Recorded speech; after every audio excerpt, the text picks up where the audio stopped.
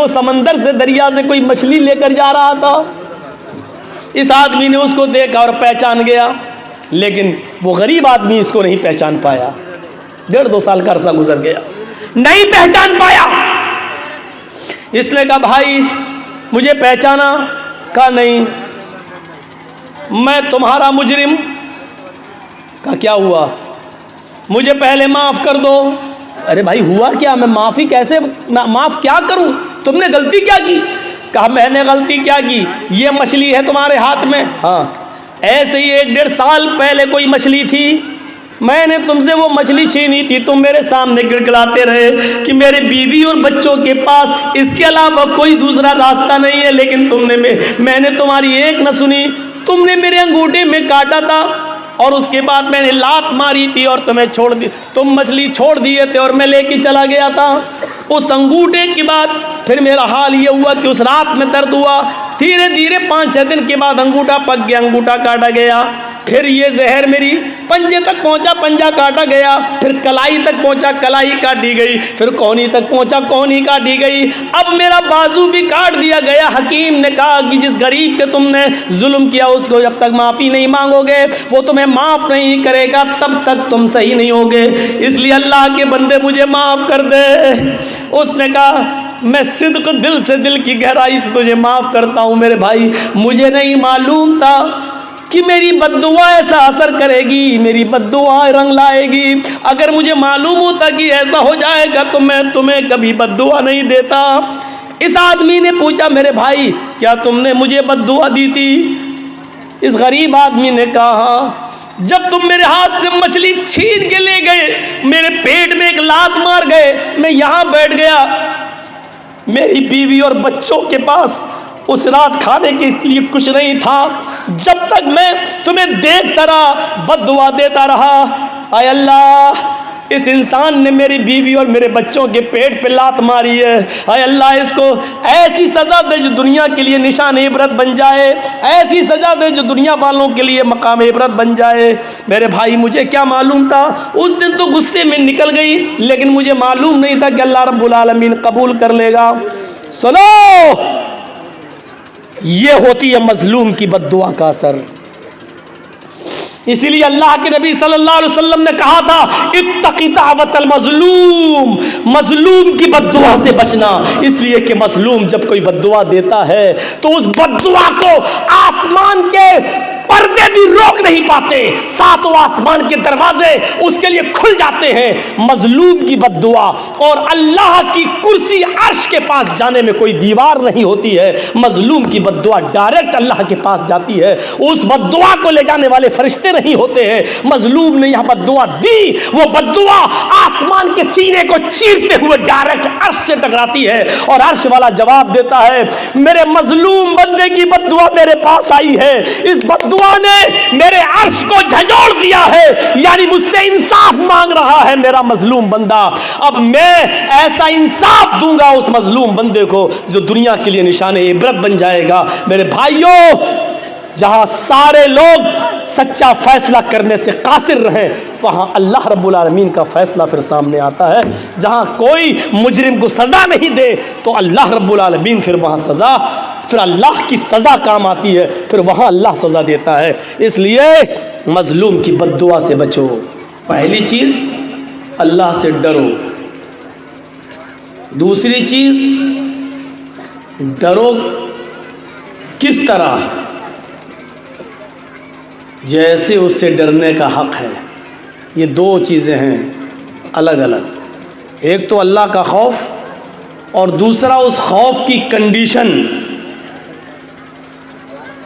तीसरी चीज़ मौत सबको आना है, लेकिन जब मौत आए तो हम पूरे के पूरे मुसलमान हों, आधे अधूरे नहीं। वातसिमू बिहब्लिल्लाहि जमीअन वला तफर्रकू।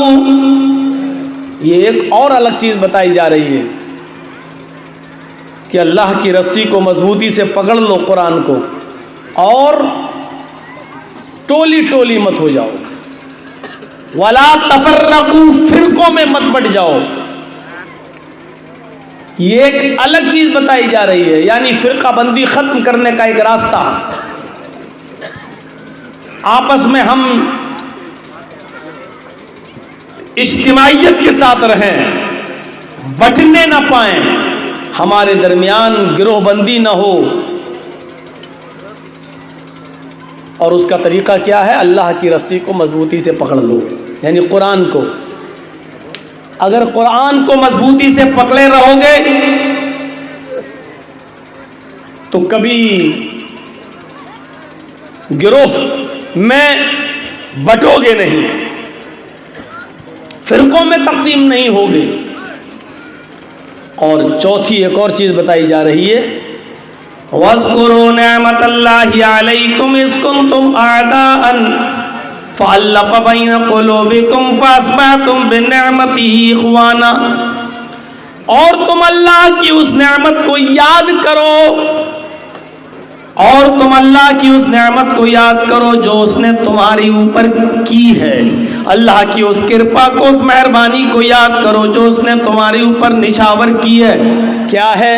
इस कुंतुम आदान, कि आपस में तुम एक दूसरे के दुश्मन थे, आपस में तुम एक दूसरे के हरीफ थे, आपस में तुम एक दूसरे के खून के प्यासे थे, आपस में तुम एक दूसरे को मारा करते थे, कत्ल किया करते थे, एक दूसरे की नफरतें एक दूसरे के दिलों में थी। 1400 साल पुराना वो ज़माना, नबी अकरम सल्लल्लाहु अलैहि वसल्लम की आमद से पहले, इस्लाम की आमद से पहले उस ज़माने की तरफ इशारा किया जा रहा है कि तुम अल्लाह की उस नेमत को याद करो कि तुम आपस में एक दूसरे के दुश्मन थे, एक एक रोटी और एक एक बोटी के पीछे एक दूसरे की गर्दन उड़ा दिया करते थे, मामूली मामूली बात पर तुम झगड़ा कर लिया करते थे, एक दूसरे के खिलाफ मोर्चे सवाल लिया करते थे। फ़अल्लफ़ बैन क़ुलूबिकुम, तो अल्लाह ने तुम्हारे दिलों में मोहब्बत पैदा कर दी, अल्लाह ने तुम्हारे दिलों में उनसियत पैदा कर दी, अल्लाह ने तुम्हारे दिलों में मोहब्बत वफादारी व हमदर्दी पैदा कर दी। फ़अस्बहतुम बिनिअमतिही, तो तुम अल्लाह की उस नेमत के जरिए, यानी कुरान के जरिए या इस्लाम के जरिए या अल्लाह की उस नेमत जनाब मुहम्मदुर रसूलुल्लाह सल्लल्लाहु अलैहि वसल्लम की तालीमात के जरिए आपस में भाई भाई हो गए। इस तरफ इशारा किया कि पहले तुम्हारी हैसियत क्या थी, पहले तुम क्या थे। अल्लामा शिबली की सीरतुन नबी पढ़िए। एक आदमी की बकरी दूसरे गांव के सरदार के खेत में चली गई और उसने थोड़ी सी घास खा ली। इतनी सी बात को लेकर दोनों खानदान में लड़ाई हुई कि तेरी बकरी मेरे यहाँ कैसे आ गई और उसने थोड़ी सी घास क्यों खा ली। उसने कहा जानवरी तो है, चला गया तो क्या हुआ, थोड़ी सी घास खा ली तो क्या हो गया। इतनी सी बात को लेके जो झगड़ा होता है तो अल्लामा शिबली नौमानी लिखते हैं कि ये झगड़ा 27 साल तक चलता है। एक बकरी के घास खा लेने के पीछे ये झगड़ा दोनों लोगों के कबीलों के दरमियान ये झगड़ा जब चला, ख़ानदान में झगड़ा चला तो 27 साल। और जब 27 साल के बाद दोनों तरफ से मरने वालों की तादाद गिनी गई तो 40,000 लोग 27 साल में दोनों तरफ से मर चुके थे। 40,000 लोग मर गए लेकिन झगड़ा ख़त्म नहीं हुआ उस एक बकरी की थोड़ी सी घास खा लेने के पीछे। 27 साल तक जंग चली, 40,000 लोग मर गए लेकिन झगड़ा ख़त्म नहीं हुआ। उसी तरफ इशारा किया गया अल्लाह की उस नेमत को याद करो कि तुम आपस में एक दूसरे के दुश्मन थे, तुम आपस में एक दूसरे के हरीफ थे, तुम आपस में एक दूसरे के खून के प्यासे थे। फ़अल्लफ़ बैन क़ुलूबिकुम, तो अल्लाह ने तुम्हारे दिलों में मोहब्बत डाल दी। फ़अस्बहतुम बिनिअमतिही, तो तुम अल्लाह की उस नेमत से आपस में भाई भाई हो गए। वो नेमत क्या है? वो नेमत यह है कि अल्लाह ने इस्लाम नाफिज कर दिया, वो नेमत ये है कि अल्लाह ने मुहम्मदुर रसूलुल्लाह सल्लल्लाहु अलैहि वसल्लम को आखिरी नबी बनाकर भेजा और नबी अकरम की मुक़द्दस तालीमात के नतीजे में तुम आपस में भाई भाई हो गए। या वो नेमत ये है कि तुम कुरान करीम की तालीम की रोशनी में आपस में एक दूसरे के हमदर्द बन गए। तो आइए पहली चीज़ उठाते हैं, अल्लाह से डरो। डरने की भी अलग अलग कैफियतें होती हैं। अल्लाह से डरने का क्या मतलब? ऐसे करो अल्लाह को कांपते रहो? नहीं, अल्लाह को देखा तो जा नहीं सकता, और जब देखा नहीं जा सकता तो डरोगे कैसे? आप अपनी ज़िंदगी पर नज़र डालिए। एक नौजवान लड़का धड़ल्ले से सिगरेट पीता हुआ जा रहा है, सामने से उसका बाप आ रहा है, एकदम डर गया, फेंक दी सिगरेट। बाप की नज़र ना पड़ जाए। बाप से आप डर रहे हैं, और डरने का मतलब यही कि बाप का अदब है ये कि कम से कम मेरे बाप कम से कम हमें सिगरेट पीता हुआ ना देखें। ये एहतराम कर रहे हैं आप। डरने का मतलब ये थोड़ी कि बाप उठा के पटक देंगे, अरे अब तो तुम उससे ज़्यादा मजबूत हो चुके हो, अगर दोनों में लड़ाई हो जाए तो तुम ही अपने बाप को उठा के पटक दोगे। तो ये बाप का डर है नहीं, बाप का अदब व एहतराम है। और आप तो जल्दी से सिगरेट फेंक दी, लेकिन कहा यही जाएगा कि आप अपने बाप से डर रहे हैं, डरने का हक अदा कर रहे हैं। बड़े भाई का अदब, उसके सामने सिगरेट नहीं पी रहे हैं। हर चीज से आप डरते हैं।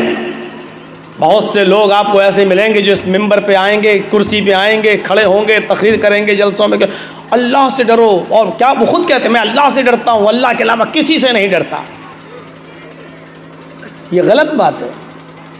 आपको ये कहा ही नहीं गया कि आप अल्लाह के अलावा किसी से न डरें। और जो ये कहता है मैं अल्लाह के अलावा किसी से नहीं डरता, वो खुद ही झूठ बोलता है। डरने का मतलब यह है कि आप अदब और एहतराम को मलहूज रखें। अच्छा, अल्लाह के अलावा आप किसी से नहीं डरते, अगर आपके सामने शेर आ जाए तो आप क्या करेंगे? खूनख्वार शेर आ जाए अचानक आपके सामने, आप क्या करेंगे? आप भागेंगे। अरे जितना मुमकिन हो सके आप अपने आप को बचाएंगे, भागेंगे। तो आप नहीं डर रहे हैं क्या? फिर आप ये क्यों कहते हैं कि मैं अल्लाह के अलावा किसी से नहीं डरता? और यहाँ अगर आप सीना तान के खड़े हो जाए, शेर मार पंजा में अल्लाह के अलावा किसी से नहीं डरता, तो आपसे बड़ा कोई बेवकूफ़ होगा? यहाँ आपको नहीं कहा जा रहा कि मत डरो, डरना पड़ेगा शेर से। और डरने का मतलब ये है कि जितना मुमकिन हो सके आप उससे दूर हो जाएं, वरना राम राम सत्य हो जाएगी। सांप को देखते हैं तो सांप से डरने का मतलब क्या है? जहरीला सांप है, आप उसके मुंह में जानबूझकर उंगली मत दीजिए, वरना मारेगा एक डंक और डस लेगा, मर जाओगे। तो आप सांप से भी डरते हैं, और उससे डरने का हक यह है कि आप उसके मुंह में उंगली नहीं देते हैं। घर में आग लग गई, आप आग से भी डरते हैं, और आग से डरने का मतलब ये है कि आग में जानबूझकर आप जंप नहीं लगाते, कूदते नहीं हैं, छलांग नहीं लगाते। यही उससे डरने का हक है, यही उससे डरने का मतलब है। आप जहर से भी डरते हैं, जहर को देखकर कोई भागता है नहीं, लेकिन जहर से डरने का मतलब क्या है कि जहर को आप इस्तेमाल मत कीजिए, क्योंकि आप जानते हैं जहर को आप इस्तेमाल करेंगे तो क्या होगा? ख़त्म। तो जहर से डरते हैं, डरने का मतलब जहर को आप इस्तेमाल मत कीजिए, खाइए मत, पीजिए मत। इन तमाम चीज़ों से आप डरते हैं, उसके हक के साथ। जहर से डरते हैं, उसको इस्तेमाल नहीं करते। आग से डरते हैं, उसके अंदर जंप नहीं लगाते। शेर से डरते हैं, उसके सामने आप छलांग नहीं लगाते।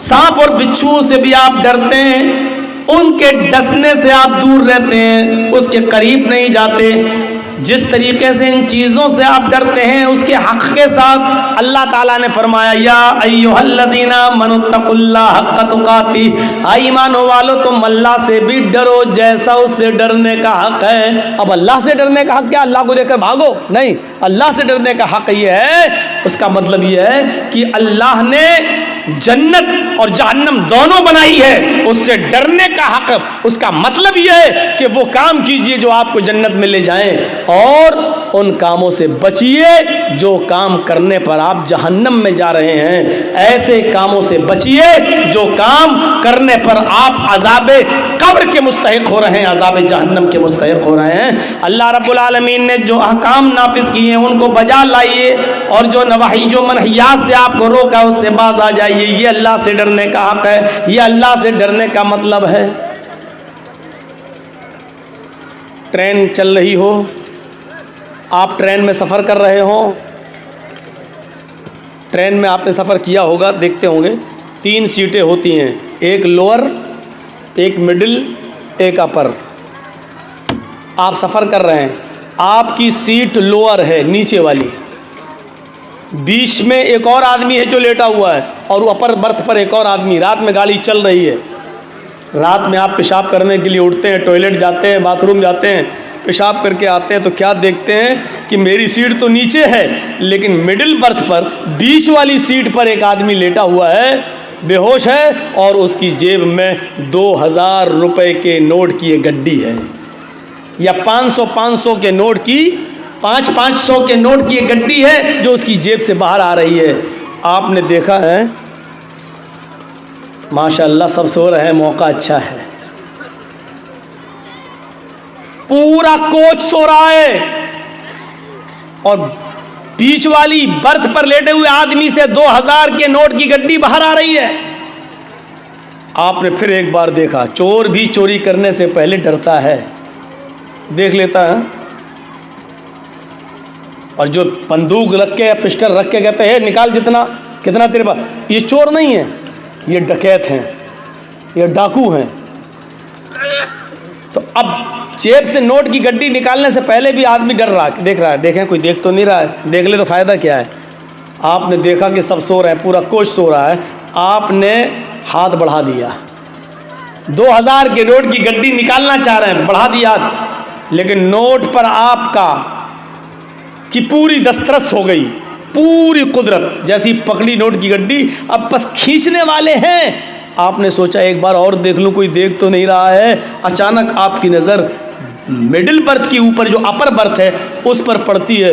क्या देखते हैं कि ऊपर जो आदमी लेटा हुआ है वो आपकी हरकत को देख रहा है।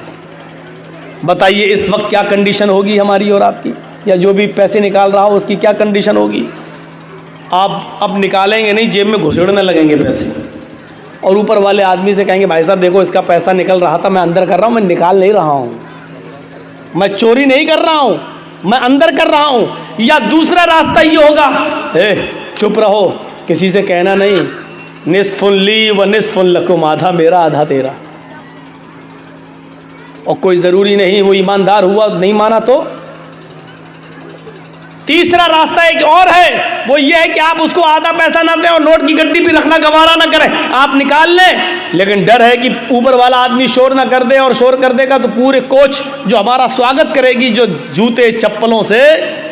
तो एक रास्ता और है कि नोटों की गड्डी लेकर चलती हुई ट्रेन से हम कूद जाएं और नीचे छलांग लगा जाएं, और ये रिस्क आप लेंगे नहीं क्योंकि इसमें आपकी जान जाने का ख़तरा है। बस 2 ही रास्ते हैं, या तो नोट की गड्डी अंदर कर दें या फिर ऊपर वाले को लालच दे दें।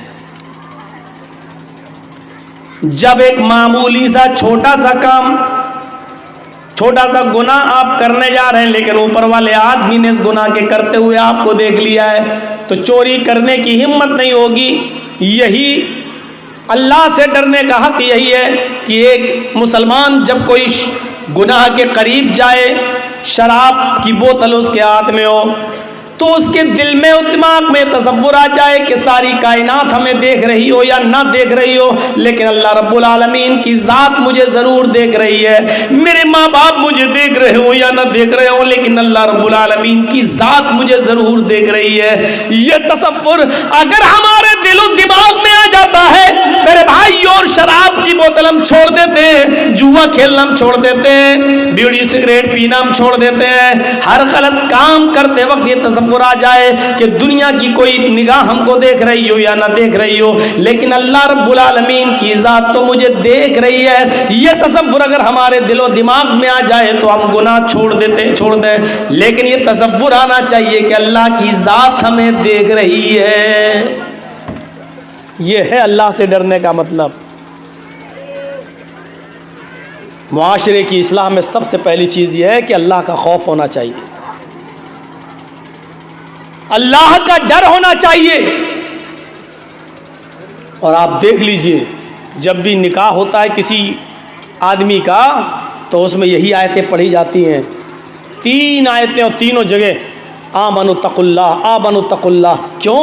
क्योंकि इंसान की पूरी ज़िंदगी अल्लाह से। तुम शादी तो कर लिए, एक पराई लड़की अल्लाह के कलमे के ज़रिए अब तुम्हारे ऊपर हलाल हो चुकी है, उसका जिस्म, यहां तक कि उसकी शर्मगाह भी तुम्हारे लिए हलाल हो चुकी है। अब हर मामले में पूरी जिंदगी उसके साथ तुम्हें रहना है, तुम्हारी पूरी जिंदगी तकवे के साथ गुजरनी चाहिए, अल्लाह के डर के साथ गुजरनी चाहिए। एक बाप ने अपने लखते जिगर को 15, 16, 18, 20 साल तक पाल पोस कर आपके सुपुर्द कर दिया, और अल्लाह के कलमे के जरिए आपने उसको अपने ऊपर हलाल कर लिया। अब उसकी पूरी जिंदगी की जिम्मेदार आप हैं। अल्लाह के इस कलमे में जो तकवे की बातें कही गई हैं, इस तकवे के साथ अपनी ज़िंदगी गुजारते रहिए। आपको पता चलेगा इमाम कायनात जनाब मोहम्मद रसूलुल्लाह सल्लल्लाहु अलैहि वसल्लम की उस ज़िंदगी पर जो इमाम बुखारी रहमतुल्लाह अलैह ने नकल किया सही बुखारी के अंदर। मेरे भाइयों, अल्लाह के रसूल अपनी बीवी अम्मा आयशा, अपनी बीवी आयशा सिद्दीक़ा की गोद में सर रख कर लेटे हुए हैं। अचानक एक काम याद आ जाता है। आप अपनी खादिमा, काम करने वाली नौकरानी खातिमा को आवाज़ देते हैं, लेकिन वो आवाज़ सुनने के बावजूद नहीं आती है। आपने 3 बार आवाज़ दी, लेकिन वो नहीं आती है। अल्लाह के नबी कहते हैं, आयशा देखो वो कहाँ चली गई। हज़रत आयशा ने हुजरे का दरवाज़ा खोला तो क्या देखती हैं, वो तो बाहर ही बैठी हुई है खादिमा, और छोटे से बकरी के बच्चे के साथ खेल रही है। ये वाक़या सुना रहा हूँ आपको। इस वाक़े को सुनने के बाद बड़ी से बड़ी गुंडागर्दी करने वाले और बड़े से बड़े क्रिमिनल मिजाज के आदमी अपनी ज़िंदगी के बारे में एक बार सोचेंगे ज़रूर कि हमारी हैसियत क्या है। इमाम कायनात जनाब मोहम्मद रसूलुल्लाह का ये हाल है, तो हम जो एक दूसरे की हम एक दूसरे की ज़मीनों पर जो नाजायज़ कब्ज़े किए बैठे हैं, एक दूसरे के माल को नाजायज़ तरीके से कब्ज़ा किए बैठे हुए हैं, एक दूसरे पर हम गुंडागर्दी करके उसकी प्रॉपर्टी, ज़मीन और जायदाद को अपने नाम किए हुए हैं। एक बार वो सोचने पर मजबूर ज़रूर होंगे। छोटे से बकरी के बच्चे के साथ वो लड़की खेल रही है, वो खादिमा खेल रही है।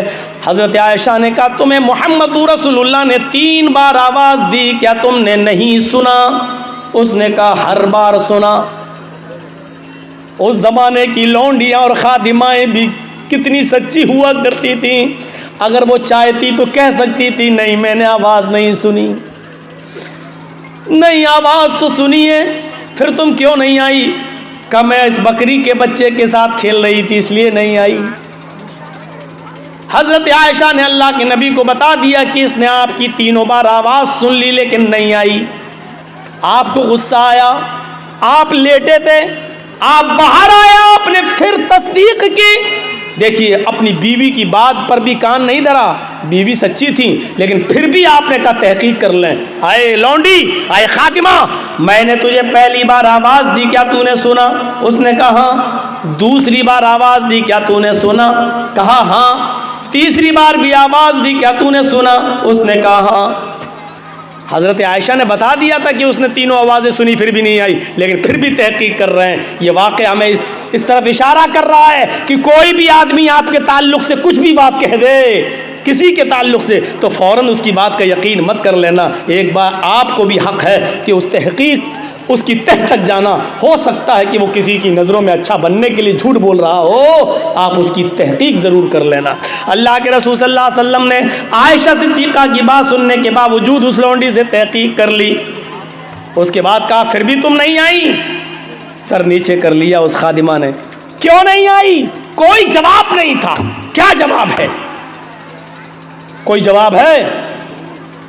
कोई जवाब नहीं था। अल्लाह के रसूल को मज़ीद गुस्सा आया। बुखारी शरीफ की हदीस के अल्फाज तो ये कहते हैं कि आपकी आंखें सुर्ख हो गई गुस्से में। एक नहीं, 3 बार आवाज़ दी फिर भी नहीं आई। तो आपके कान में जो मिसवाक लगी हुई थी, मिसवाक रखते थे, अजान का टाइम हुआ, जल्दी से मिसवाक की और फ़ौरन मस्जिद के अंदर दाखिल हो गए। तो वो मिसवाक जो कान में लगी हुई थी, आपने उस मिसवाक को निकाला और सुनो लाल बथानी के जवानों, सुनो साहिबगंज इस इलाके में रहने वालों, सुनो बरसों से गुंडागर्दी करते हुए चले आ रहे हो, सुनो बरसों से अपनी मन मुआफिक जिंदगी गुजार रहे हो, सुनो। अल्लाह के नबी सल्लल्लाहु अलैहि वसल्लम ने वो मिसवाक हाथ में ली और उस लौंडी की तरफ तान ली, ऐसे करके उसकी पीठ की तरफ ले गए और मारना चाहा। हाथ उठाया, मिसवाक छोटी सी, कितनी लगती उससे, कितनी जोर से चोट लग सकती थी, कुछ नहीं। मिसवाक उठा, ऐसे किया, मारना चाहा, ऐसे किया और उसकी पीठ तक ले गए, लेकिन मारा नहीं। वही रोक दिया, ऐसे किया बस, लेकिन मारा नहीं। आंखों में आंसू आ गए और यहीं से वापस चले और अपने हुजरे में आ गए। कुछ नहीं कहा उस लौंडी से। हजरत आयशा सिद्दीक़ा कहती हैं, अल्लाह के रसूल, आए मेरे शौहर, आए मेरे सरताज, आपने तो मिसवाक निकाल ली थी, आप उसको सज़ा देना चाहते थे, आप उसको मारना चाहते थे, एक मिसवाक ही आप मार रहे थे, फिर क्या हुआ? अगर आप उसको ऐसे ही छोड़ेंगे तो सर पे चढ़ जाएगी, फिर क्या बात? आप उसके मालिक हैं, वो आपकी खादिमा है, क्या बात? आपने मिसवाक उसकी तरफ तानी, पीठ तक ले गए लेकिन मारा नहीं, बल्कि उल्टा आप ही रोने लगे और वापस चले आए। फरमाया, आयशा छोड़ दीजिए ये दो वेदों के मंत्र और रामायण और गीता जी, कुरान और हदीस सुनिए और अपनी ज़िंदगी में इनकलाब पैदा करिए।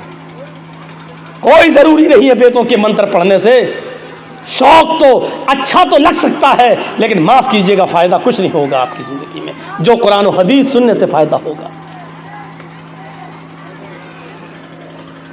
अब बात ऐसी चल रही हो और वहाँ लाकर वेदों के मंत्र घुसेड़ कर अपनी तकरीर को ख़राब नहीं करना चाहते। सुनिए आयशा, मुझे गुस्सा आया, मैंने मिसवाक ली और मैंने मारना चाहा। जैसी मैंने मिसवाक तान कर उसकी तरफ उठाई और मारने के लिए उसकी तरफ बढ़ाया, फौरन अल्लाह के सामने जवाब देने का तसव्वुर मेरे दिमाग में आ गया। आए मोहम्मद सल्लल्लाहु अलैहि वसल्लम, जितनी ताकत आपको इस लड़की के ऊपर है, जितनी कुदरत आप इस लड़की के ऊपर रखते हैं, उससे ज़्यादा कुदरत अल्लाह रब्बुल आलमीन आपके ऊपर रखता है। मैंने सोचा कि इसको एक लकड़ी मार दूं, एक मिसवाक की हल्की सी चोट इसको मार दूं, लेकिन मेरे दिल में ये तसव्वुर आया, आए मोहम्मद तुम उसको जो मार रहे हो एक ही मिसवाक से ही, लेकिन कहीं एक मिसवाक का मारना कहीं उसकी गलती से ज़्यादा ना हो जाए। उसने अगर इतनी बड़ी गलती न की हो और आपने उसको एक मिसवाक मार दी, उसकी गलती से ज़्यादा अगर ये सज़ा हो गई तो कल क़यामत के दिन आप अपने रब को क्या जवाब देंगे? ये वो हस्ती अल्लाह के सामने जवाब देने से डर रही है जिसके बारे में कुछ कहा ही नहीं जा सकता। जन्नत में एक मकाम है, मकाम महमूद, और अल्लाह के नबी फरमाते हैं फ़र्ज़ नम जब भी अज़ान हो तो मेरे लिए दुआ मांगा करो और मकाम महमूद का सवाल किया करो। मुझे उम्मीद है कि अल्लाह रब्बुल आलमीन वो किसी एक बंदे को देगा और मुझे उम्मीद है कि वो मुझे देगा। ज़रा तसव्वुर कीजिए, ये उस हस्ती का डर है। हमने तो कितनों पर जुल्म किए होंगे, कितनों को गालियां दी होंगी, माँ बहन की गालियां, कितनों पर जुल्म और ज्यादती के पहाड़ तोड़े होंगे। बावजूद इसके कि हम जानते हैं कि हम गलत हैं, फिर भी चूंकि हम समाज के अंदर पावरफुल हैं, हमारा कौन क्या करेगा, और इसी वहमो नशे में, इसी वहमो गुमान में और इसी पावरफुल होने के नशे में हम लोगों पर जुल्म करते चले जाते हैं, हम गरीबों पर जुल्म करते चले जाते हैं। अल्लामा ज़हबी ने किताबुल कबायर के अंदर एक वाक़या नकल किया है, सुनो। अल्लामा ज़हबी ने किताबुल कबायर के अंदर एक वाक़या नकल किया है कि एक गरीब आदमी दरिया के किनारे बैठ जाता था और मछली का शिकार करता था। एक दो मछली उसको मिल जाया करती थी, वो उस मछली को बाजार में बेचकर अपने बीवी बच्चों का पेट पाला करता था। अगर मछली नहीं बिकती थी तो वो मछली खुद अपने घर में पकाकर अपने बीवी बच्चों को खिला दिया करता था। एक मर्तबा मामूल के मुताबिक एक बड़ी मछली उसके हाथ लग गई। वो उसको बाजार में बेचने के लिए जा रहा था। उस इलाके के पावरफुल आदमी की नज़र पड़ गई। उसने कहा, ये मछली मुझे दे दो। उसने कहा, साहब ले लो, लेकिन इसकी कीमत मुझे दे दो। मुझसे कीमत मांग रहा है, जानता नहीं है मैं कौन हूं। यहीं से जुल्म की बुनियाद पड़ती है। आप कुछ भी रहिए, लेकिन आपने अगर कह दिया मेरे बारे में सुना है मैं कौन हूं, पता लगा लेना जरा इलाके में। यही वो तकब्बुर है जिसके बारे में अल्लाह तबारक व अल्लाह के नबी सल्लल्लाहु अलैहि वसल्लम फरमाते हैं कि यह अल्लाह के खिलाफ ऐलान जंग है। क्योंकि तकब्बुर करने का और गुरूर करने का हक सिर्फ अल्लाह रब्बुल आलमीन को है और किसी को नहीं। और कोई आदमी अगर ये कहता है कि जा पहले पता लगा मैं कौन हूँ, तू अभी पहचान नहीं रहा मुझे सही से, इसका मतलब ये है कि वो अल्लाह के मुकाबले में अपने आप को खड़ा कर रहा है। अल-इज़्ज़ु इज़ारी वल किब्रियाउ रिदाई फमन नाज़ानी फी कुल्लि वाहिदिन मिनहुमा फ़क़द अज़्ज़बतुहु अज़ाबन शदीदा। यह मुस्लिम शरीफ की हदीस के अल्फाज। अल्लाह के नबी ने फरमाया कि अल्लाह फरमाता है, अल-इज़्ज़ु इज़ारी, इज्जत मेरी लुंगी है, वल किब्रियाउ रिदाई, तकब्बुर जताना और किब्रियाई ये मेरी चादर है। तुम दो कपड़े पहनते हो ना, एक ऊपर का हिस्सा ढांकने के लिए, एक नीचे शर्मगाह का हिस्सा, एक कुर्ता एक पैजामा, एक कमीज और एक लुंगी, दो कपड़े आप पहनते हो। अल्लाह कहता है कि मैं भी दो कपड़े पहनता हूं। और दो कपड़े क्या हैं? अल-इज़्ज़ु इज़ारी, इज्जत ये मेरी लुंगी है, वल किब्रियाउ रिदाई, तकब्बुर किब्रियाई गुरूर और घमंड ये मेरी चादर है। लुंगी और चादर यानी इज्जत और तकब्बुर, ये दो कपड़े मेरे भी हैं। अगर किसी और ने अपने आप को अजीज बनने की कोशिश की और मुतकब्बिर बनने की कोशिश की, घमंड और गुरूर जताने की कोशिश की, अपने आप को बड़ा बनने की कोशिश की, फमन नाज़ानी फी कुल्लि वाहिदिन मिनहुमा, इन दोनों मेरे कपड़ों में से कोई एक कपड़ा मुझसे छीनने की कोशिश की, फ़क़द अज़्ज़बतुहु अज़ाबन शदीदा, हम उसको ऐसा अज़ाब देंगे जो उसके दिमाग ने सोचा नहीं होगा, उसके जहन ने, उसके दिमाग ने सोचा भी नहीं होगा, उसकी आंखों ने देखा भी नहीं होगा। शदीद अज़ाब, सख्त अज़ाब हम देंगे उसको क़यामत के दिन। अल्लाह के रसूल ने घमंडी लोगों के बारे में क्या कह दिया? जिसके अंदर थोड़ा सा घमंड आ जाए, बहुत ज़्यादा नहीं, सरकार है मेरी, मैं गांव का मुखिया हूँ, सरपंच हूँ, मेरा कोई कुछ नहीं कर सकता, ये जहाँ से पैदा हो जाएगा। यूपी में लखीमपुर खीरी में क्या हुआ? उस लड़के ने जो गाड़ी चढ़ाई किसानों के ऊपर, उसके दिल में यही तो था कि मैं तो एक मंत्री का बेटा हूं, मेरा कौन क्या करेगा। यहीं से जुल्म और ज्यादती की बुनियादें पड़ती हैं और एक दूसरे के मर्डर और कत्ल की नौबतें होती हैं, एक दूसरे के खिलाफ षड्यंत्र रचे जाते हैं। क्योंकि जब ये आ जाए कि मैं कुछ हूं, मेरे पास पावर है, मेरे भाइयों, यहीं से जुल्म और ज्यादती की बुनियादें पड़ने लगती हैं। यहीं से अल्लाह के नबी ने बस ये कह दिया कि मन काना फी क़ल्बिही, बुखारी शरीफ की हदीस, मन काना फी क़ल्बिही मिस्क़ालु ज़र्रतिन मिन किब्र ला यदखुलुल जन्नह।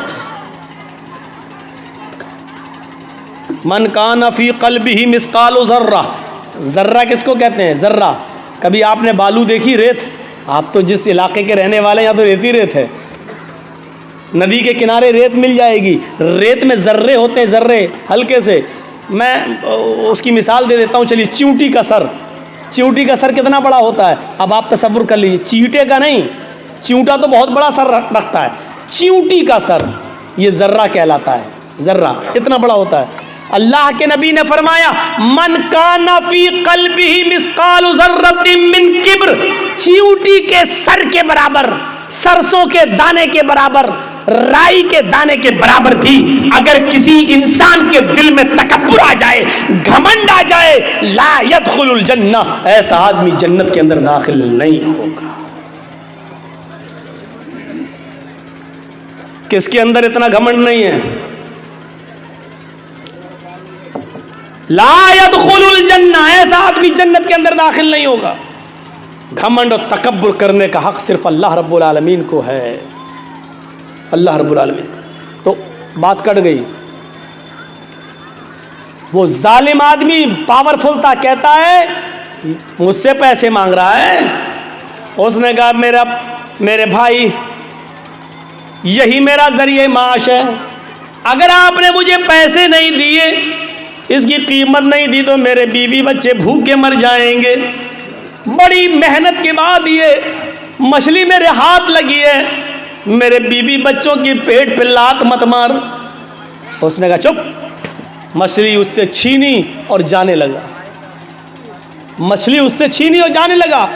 ये आदमी भी जानता था कि मछली मेरी बड़ी मेहनत की कमाई है, अगर ये मछली ले गया तो दूसरी मछली इतनी जल्दी मेरे हाथ नहीं लगेगी। शाम हो चुकी है, मेरे बीवी बच्चे क्या खाएंगे? या तो कीमत इसकी मिल जाए या मछली ही हम काट के बना के अपने घर में बीवी बच्चों को खिला लें। ये उसको पकड़ता है, मेरे भाई मछली मुझे दे दे या कीमत दे दे। उसने उसका हाथ झटक दिया, हट चल, और फिर आगे बढ़ा। इसने मछली पकड़ ली, मेरे भाई या तो मछली दे दे या उसकी कीमत। उसने फिर झटका, इसने उसका हाथ पकड़ लिया। अल्लाह के बंदे, एक गरीब आदमी के ऊपर रहम कर। उसने हाथ पकड़ा, ये उसका हाथ छुड़ाने लगा, इसने उसके हाथ को मुंह में रख लिया।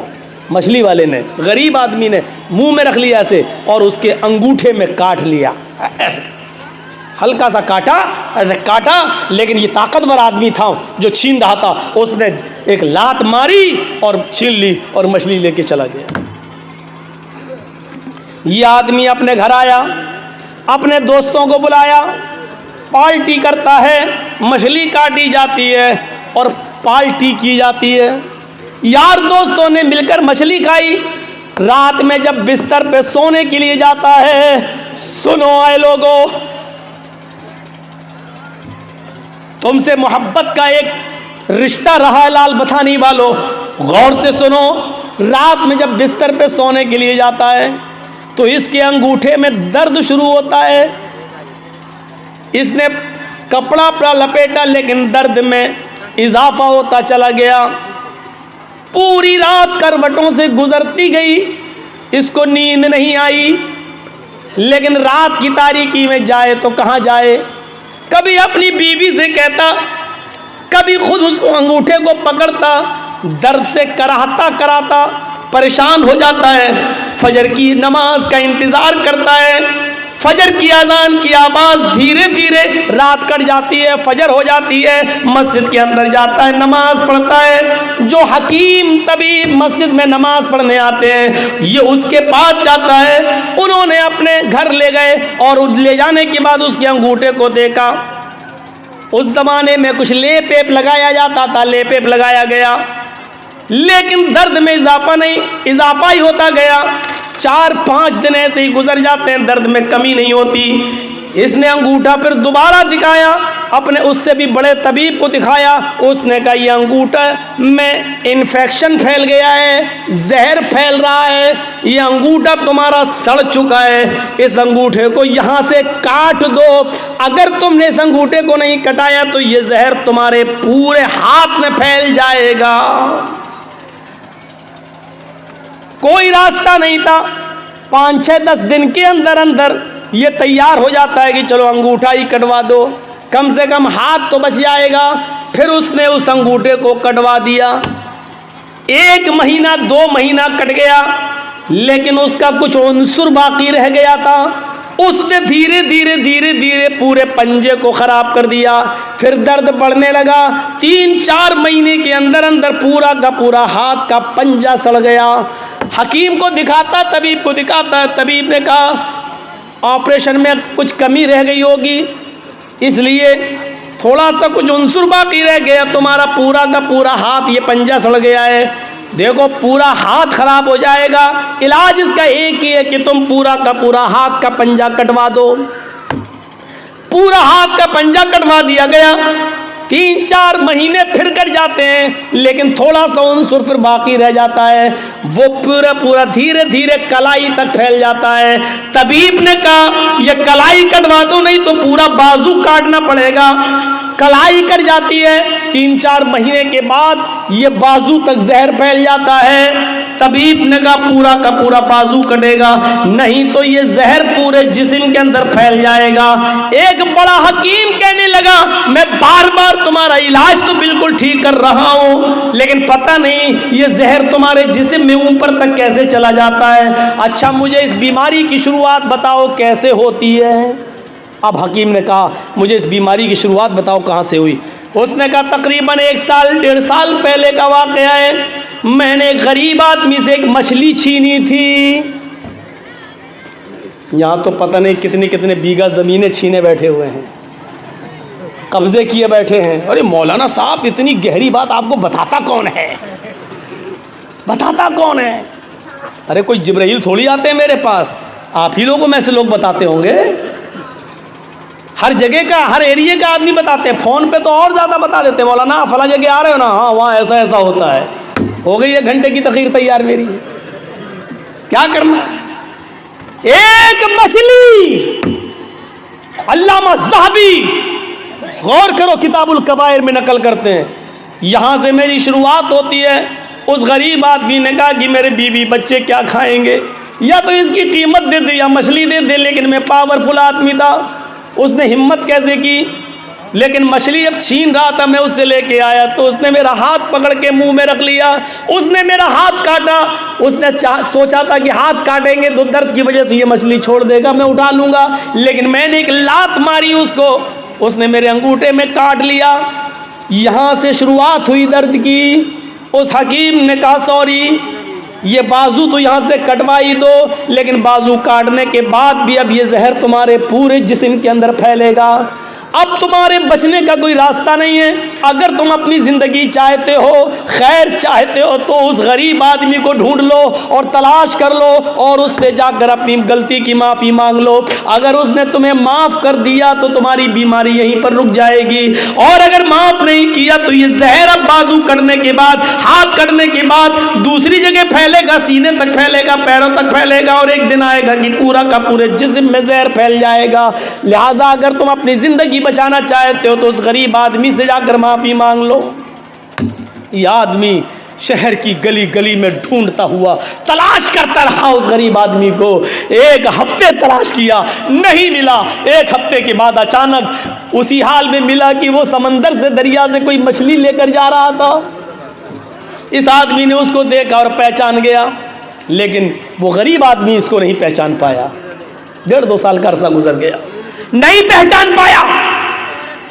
इसने कहा भाई मुझे पहचाना? कहा नहीं, मैं तुम्हारा मुजरिम। कहा क्या हुआ? मुझे पहले माफ़ कर दो।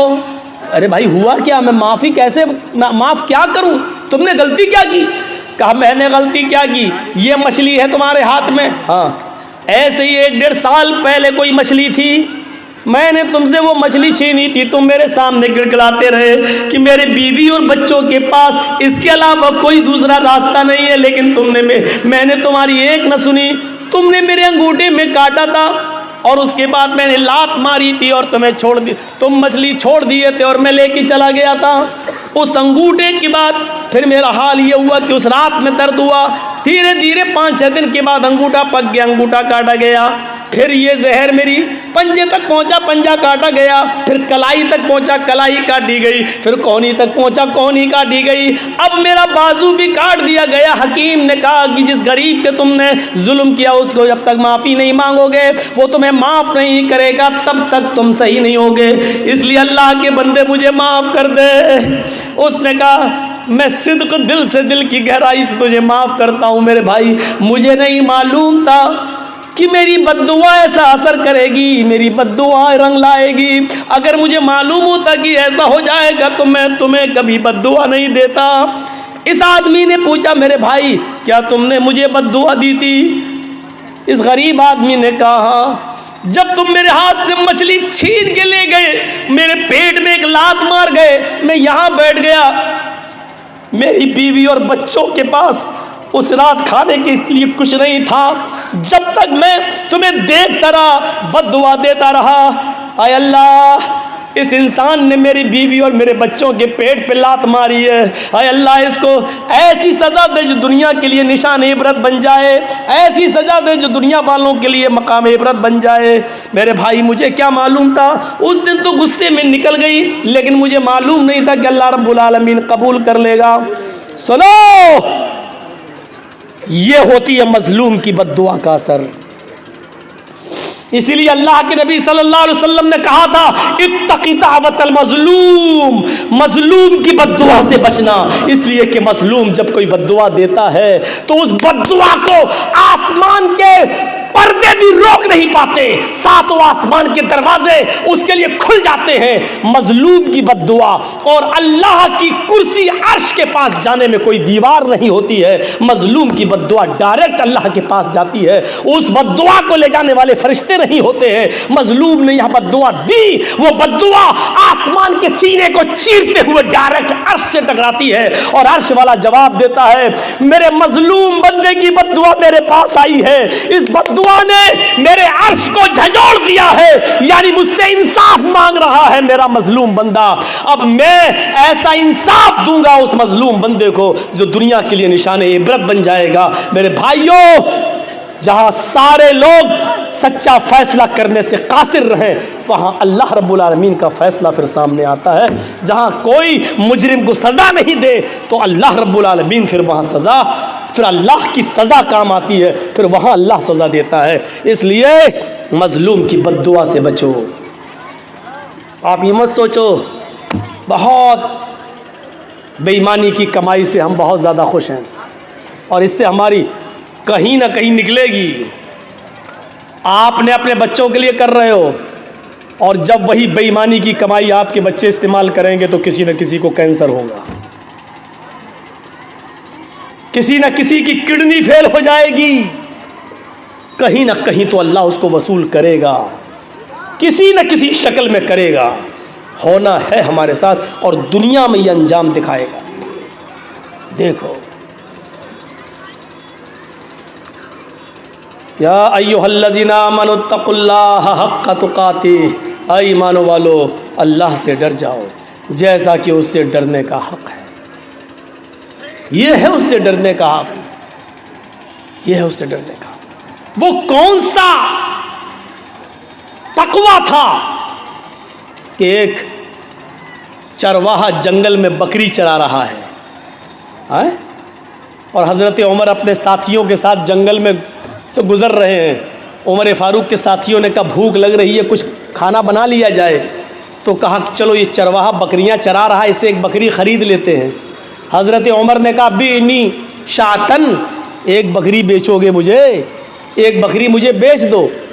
चरवाहे ने कहा बकरी मेरी नहीं है, मेरे मालिक की है, हम तो ग़ुलाम हैं, हम तो उसका हुक्म मानते हुए बकरी चराने आए हैं जंगल में। उसको मालूम नहीं कि मेरे सामने जो हस्ती खड़ी है ये 22 लाख मुरब्बा मील पर हुकूमत करने वाली हस्ती है, ये उमर है, उसको मालूम नहीं है चरवाहे। हज़रत उमर ने उसका इम्तहान लिया, कहा अरे मालिक की है तो क्या हुआ, मालिक से कह देना जंगल में भेड़िया आया एक बकरी खा गया, और क्या क्या कर लेगा वो तेरा, कुछ नहीं करेगा, और हम खाल उतार के तुझे दे देंगे, उसमें खून लगा लेना, कह देना देख लो ये खाल छोड़ गया। उस चरवाहे ने कहा खामोश। हजरत उमर से आप थोड़ी ऊंची आवाज में यूपी में बोल के देख लो, नहीं बोल पाओगे। देखा मौलाना कलीमुद्दीन साहब को गिरफ्तार कर लिया गया मेरठ से। क्या हुआ कि 15 साल पहले ये गैर मुस्लिमों की किताबों से हवाले देते थे और गैर मुस्लिमों को मुसलमान बनाते थे पैसे का लालच देकर। लीजिए, इस इल्ज़ाम में एक जंगल में हाथी भाग रहा है। चूहे ने पूछा अरे भाई क्यों भाग रहे हो? कब सुना नहीं पुलिस ऐलान कर रही है कि जो भी भैंस पकड़ी जाएगी उसको काट दिया जाएगा। तो चूहे ने कहा भाई ऐलान तो भैंस का हुआ है कि तुम क्यों भाग रहे हो, तुम भैंस थोड़ी हो। हाथी ने कहा अगर पुलिस ने हमको पकड़ लिया तो 20 साल तो ये साबित करने में लग जाएगा कि मैं भैंस नहीं हूं। यही सूरत हाल है हमारे इस मुल्क की। अभी एक पुलिस वाले आए, कोई भी एक इल्जाम लगा के अंदर डाल दो, 10 साल के पहले जमानत नहीं हो रही है, छूट नहीं रहे, 10 साल जेल में, 10 साल के बाद पता चलता है मौलाना जर्जीस को बाइज्जत बरी किया जाता है, कोई सबूत नहीं मिला। 10 साल हमें ये साबित करने में लग जाता है कि हमने ये जुर्म नहीं किया। डॉक्टर कफील साहब देख रहे हैं हमारे गोरखपुर के अंदर, गिरफ्तार कर लिया गया, रासुका देशद्रोही का मुकदमा लगाया गया। हाई कोर्ट 6 महीने के बाद, 8 महीने और 9 महीने के बाद उनको बेल देती है और ये कहती है कि डॉक्टर कफील के भाषण में, उनकी तकरीर में ऐसे कोई जुमले नहीं मिलते जिससे देशद्रोही साबित हो। अब होना क्या चाहिए था कि जिस गवर्नमेंट ने उस पर देशद्रोही का मुकदमा लगाया, अब वो देशद्रोही कोर्ट ने साबित कर दिया कि नहीं है, तो अब सरकार को कटघरे में खड़ा होना चाहिए, लेकिन सरकार को कटघरे में खड़ा नहीं किया जा सकता है साहब। क्यों? सरकार, यह सूरत हाल है आज हमारी। आप कहते हैं कि मौलाना साहब गैर मुस्लिम लोग भी आए हुए, मंत्र पढ़िए। हमारे पास नोटिस आता है कि आप दीनी जलसों में जाते हैं, सुप्रीम कोर्ट का नोटिस मेरे पास आता है कि आप पढ़ते क्यों हैं ये रामायण और गीता, आपको क्या मतलब है इससे?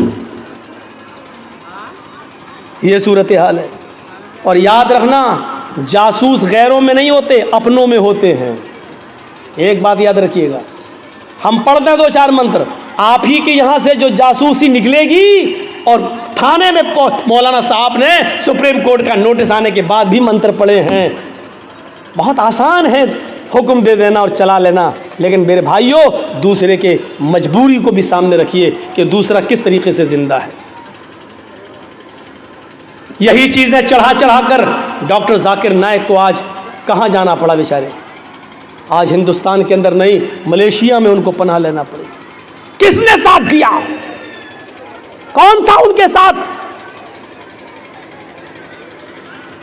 और जर्जीस ने उसी वक्त कहा था, आज डॉक्टर जाकिर नाइक पर उंगली उठी है गवर्नमेंट की। अगर सारे मुसलमान एक प्लेटफार्म पे नहीं आए तो यहां से रवाज निकलेगा।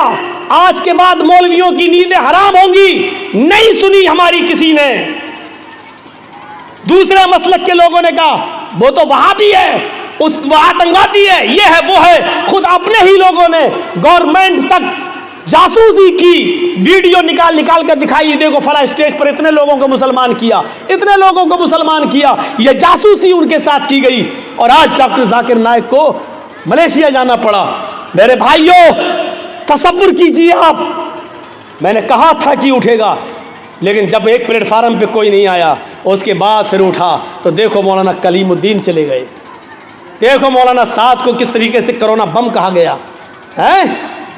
वो निजामुद्दीन मरकज के अंदर ये मरकज से फैला कोरोना, ये फैला।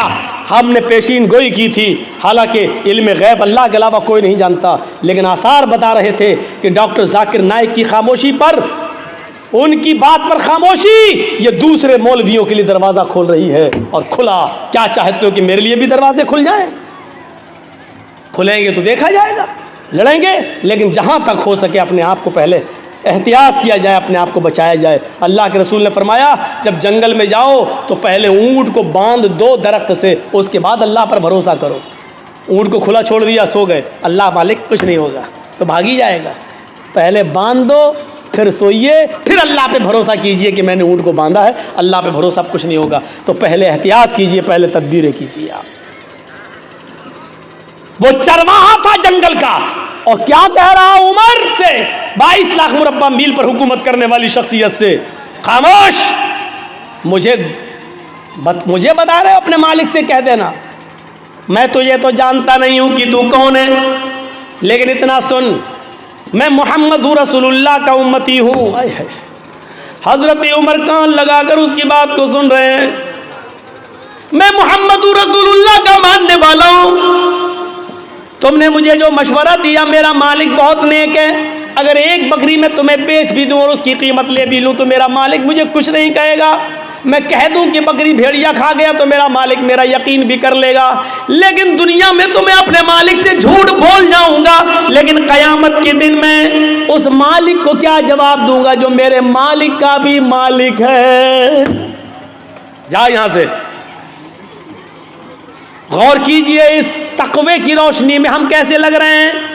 लाल बथानी के लोगों, ईमानदारी के साथ बताना, इस चरवाहे के तकवे की रोशनी में हम कैसे लग रहे हैं। हम अपने गरीबान में बटन खोलकर जरा झांकें तो हम कितने % मुसलमान नजर आ रहे हैं। इस वाक़े की रोशनी में जरा अपने ज़मीर को झंझोड़ कर देखें कि हम कहाँ खड़े हैं। हम अपने आप को मुसलमान कहलाने के लायक हैं भी या नहीं है। जरा गौर करके देखें, हम अपने ज़मीर से जरा पूछें, अपने ज़मीर से जरा सवाल करें, अपने दिल से जरा पूछें। मैं ये नहीं कह रहा हूँ हम मौलवी भी गुनाहगार हैं, हम लोग भी गुनाहगार हैं। मौलवी भी इंसान होता है, फरिश्ता नहीं होता है। गलती आपकी नजरिए की है। आपने मौलवियों को फरिश्तों की नजर से देखना शुरू कर दिया है। आपने मौलवी को फरिश्ते की नजर से देखना शुरू कर दिया है। नहीं नहीं, मौलवी फरिश्ता नहीं होता है।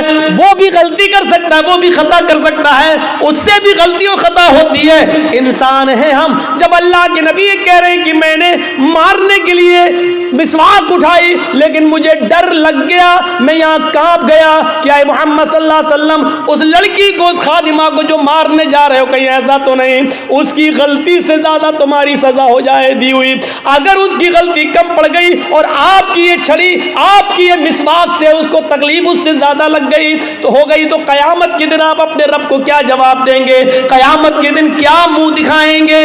हजरत उमर फारूक अपने गुलाम का कान मरोड़ देते हैं और बात कितनी, आवाज दी गुलाम को, गुलाम ने आवाज दी, गुलाम ने अमीरुल मोमिनीन, अमीरुल मोमिनीन, अमीरुल मोमिनीन। हजरत उमर उस वक्त पेशाब कर रहे थे। उनको गुस्सा आया, कमीना अमीरुल मोमिनीन, अमीर चिल्लाता चला जा रहा है। वो जल्दी से निकले और उधर आए और अपने गुलाम, इधर क्या आवाज दे रहा, पकड़ा, कान मरोड़ दिया कस के, यस हट, चल उधर बैठ। उस गुलाम ने सिर्फ इतना कहा, अमीरुल मोमिनीन मैं आपका खादिम हूँ, आपका गुलाम हूँ, आपने मेरा कान जो मरोड़ा है, मुझे ऐसा लगता है कि मैंने कोई गलती नहीं की है, लेकिन अगर आपको लगता है कि आपने जायज़ सही वजह से, सही रीज़न की वजह से आपने मेरा कान मरोड़ा है तो ठीक है, लेकिन एक बार गौर कर लेना कि आपने मेरा कान सही मरोड़ा या गलत, और कुछ नहीं। इतना कहा। हज़रत उमर ने कहा, जब तुझे मालूम था कि मैं इस्तिंजा कर रहा हूँ, पेशाब कर रहा हूँ, तो तू अमीरुल मोमिनीन क्यों चिल्ला रहा था? उसने कहा, अमीरुल मोमिनीन उस ज़ात की कसम जिसके कब्ज़े में मेरी जान है, अगर मुझे मालूम होता कि आप फला जगह बैठ कर इस्तिंजा कर रहे हैं, पेशाब कर रहे हैं, तो मैं आपको नहीं बोलता। मैं इतना पागल नहीं हूँ कि देख लूँ कि कोई आदमी पेशाब कर रहा और उसके बावजूद भी चिल्लाता रहूँ। मुझे मालूम है कि बगैर इस्तिंजा किए हुए कोई आ ही नहीं सकता है, तो मैं क्यों चिल्लाता? मुझे नहीं मालूम था। हज़रत उमर ने कहा, तुम ठीक कह रहे हो, इधर आओ। जितनी ज़ोर से मैंने तुम्हारा कान मरोड़ा है, तुम भी मेरे कान को उतनी तेज़, उतनी सख्ती के साथ तुम भी मरोड़ लो। उसने कहा, अमीरुल मोमिनीन आपको अपनी गलती का एहसास हो गया, हमने आपको माफ़ कर दिया। हज़रत उमर कहते नहीं, अब तो मैं इस कान को मरोड़ कर अपना बदला लेना होगा। उसने कहा, मैंने माफ़ कर दिया। कहा, नहीं तुम मुझे इसलिए माफ़ कर रहे हो क्योंकि मैं तुम्हारा मालिक हूँ, मैं तुम्हारा आका हूँ, तुम मेरे गुलाम हो, इसलिए मेरे डर से तुम माफ़ कर रहे हो। उसने कहा, मैं अल्लाह के लिए आपको माफ़ कर रहा हूँ। कहा, नहीं नहीं मैं इंतकाम दूंगा, तुम अपना बदला ले लो। जब हज़रत उमर ने ज़िद की तो उसने कान मरोड़ दिया। हज़रत उमर को मालूम था कि मैंने इसका कान कितनी तेज़ मरोड़ा। कहा, और तेज़, और तेज़। नहीं अभी भी तुम रियायत कर रहे हो, और तेज़। जब हज़रत उमर को लगा कि हाँ इतना तेज़ मैंने इसका कान ऐंठा होगा, तो हज़रत उमर फारूक कान को ऐंठवाते जा रहे हैं और कहते जा रहे हैं, आए उमर देख ले तेरी औकात क्या है, आए उमर देख ले तेरी औकात क्या है, तेरी हैसियत क्या है।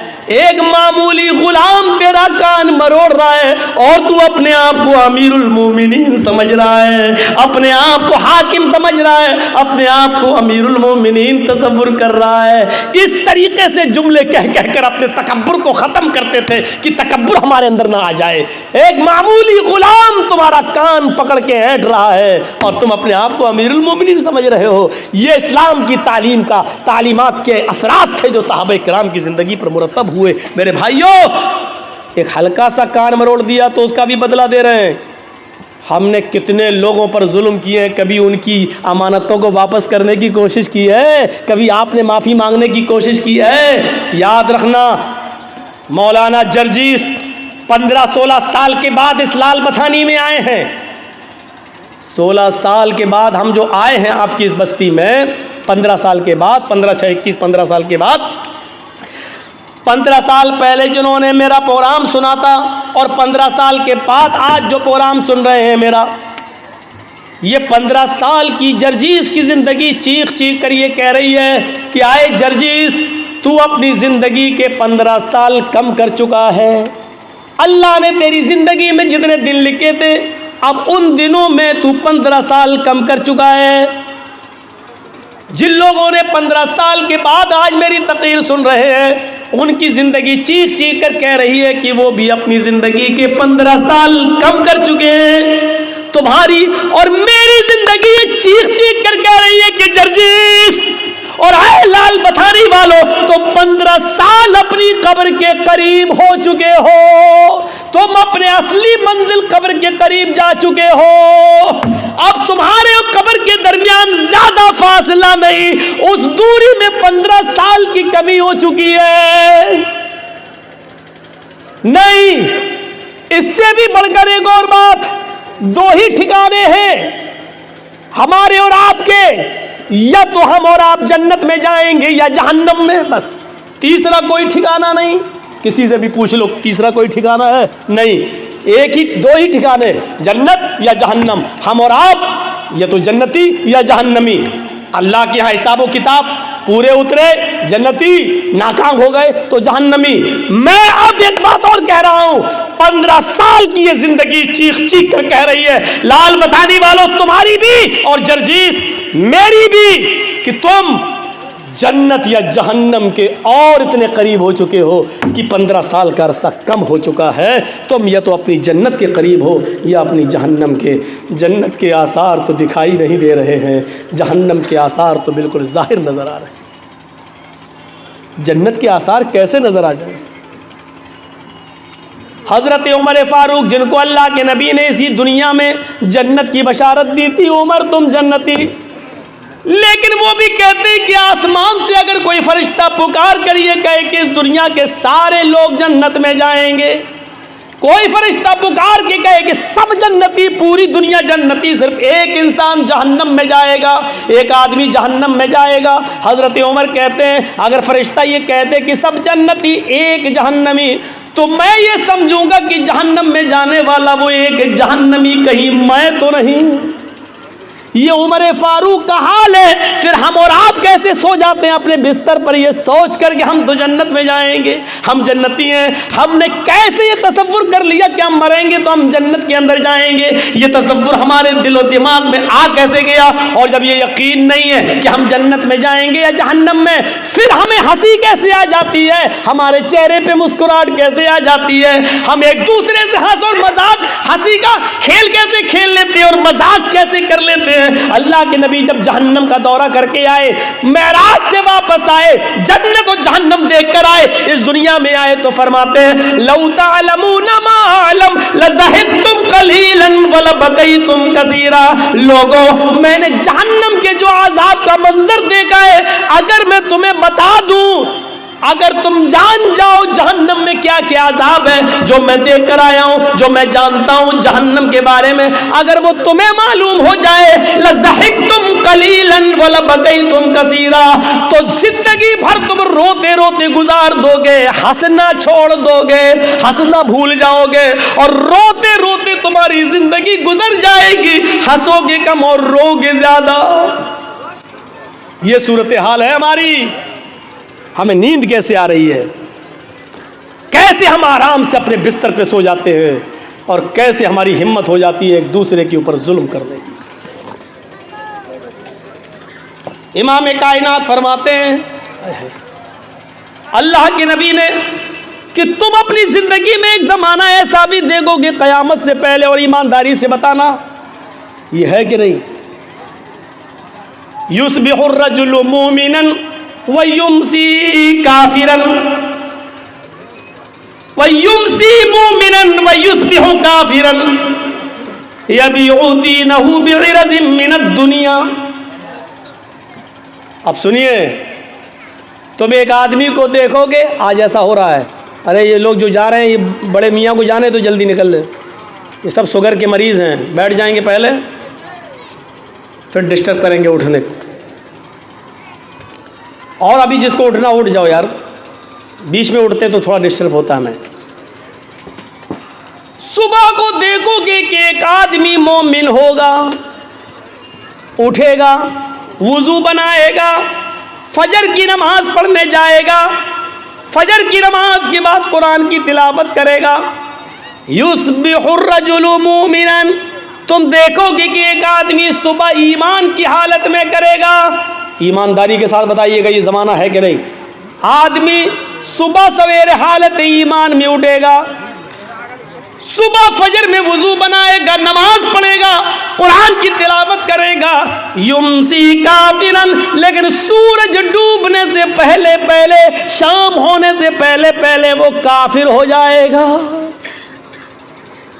वयुमसी मुमिनन युस्बिहु काफिरन, शाम को मगरिब की नमाज पढ़ेगा, कुरान पढ़ेगा, ईशा की नमाज पढ़ेगा, ईमान की हालत में रात गुजारेगा, पूरी पूरी रात ईमान की हालत में गुजारेगा, दुआ पढ़ के सोएगा, लेकिन सुबह उठेगा तो वो काफिर होगा।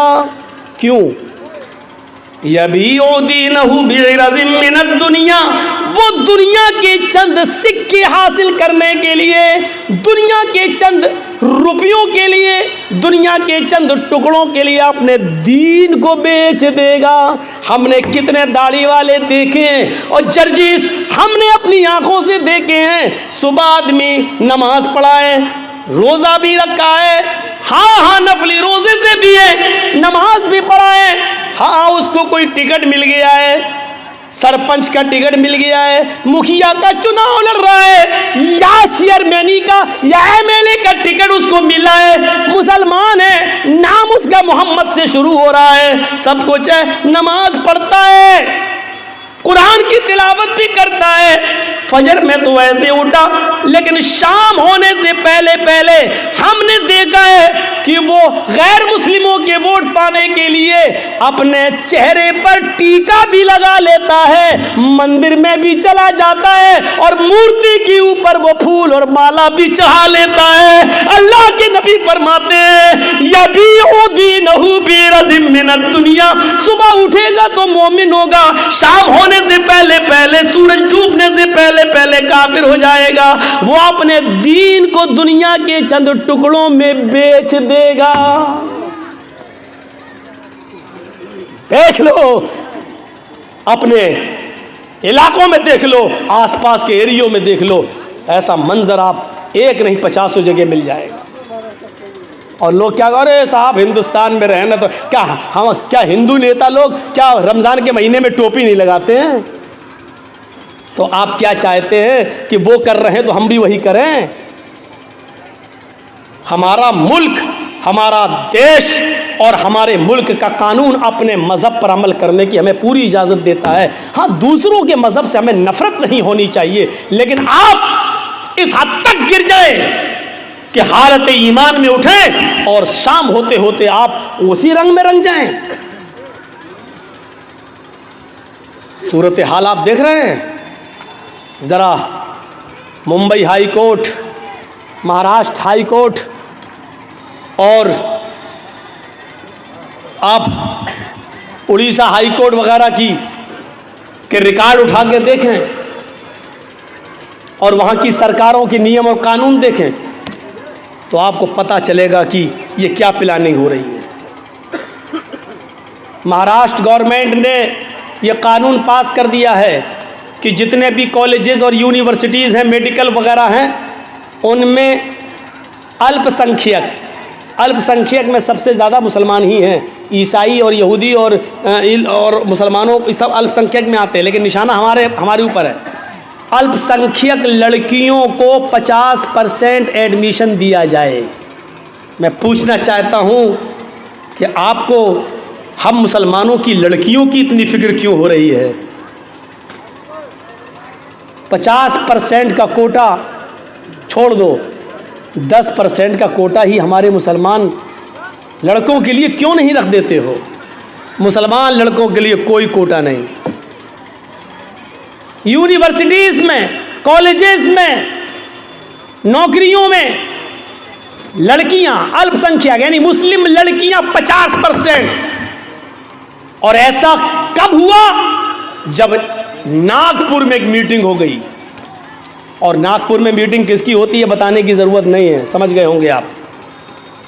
जब मीटिंग हो गई और उस मीटिंग में यह तय कर दिया गया कि अब मुसलमान लड़कियों को स्कूलों में ज़्यादा से ज़्यादा एडमिट करो और गैर मुस्लिम लड़कों को ज़्यादा से ज़्यादा छूट दे दो, और वो लड़के इन लड़कियों के साथ दोस्ती करें और दोस्ती प्यार और मोहब्बत में बदल जाए, और प्यार और मोहब्बत में बदलने के बाद ये दोनों लड़का लड़की कोर्ट मैरिज करें और 2 बच्चे 3 बच्चे पैदा करने के बाद इन लड़कियों को छोड़ दिया जाए आवारा, और लड़के जो पैदा हों बच्चे उनको अपने पास रख लिया जाए, और लड़कियों को जो आई हैं उनको धक्के देके भगा दिया जाए।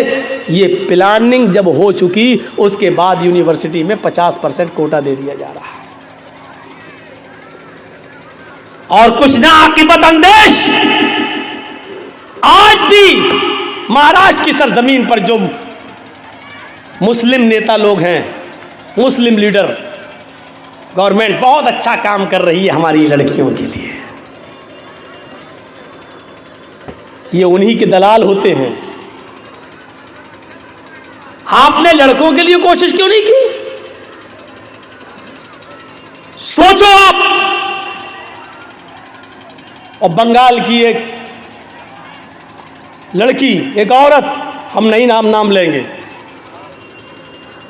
एक हाजी की बेटी,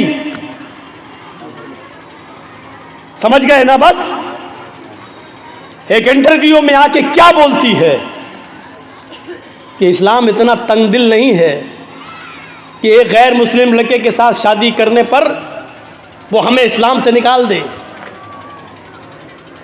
और अभी हाल ही में इंटरव्यू क्या आया, उसने अपने पुराना वाला आदमी छोड़ दिया, अब एक नए लड़के के साथ रंगरलियां मनाई और उसका एक बच्चा भी उससे पैदा हुआ।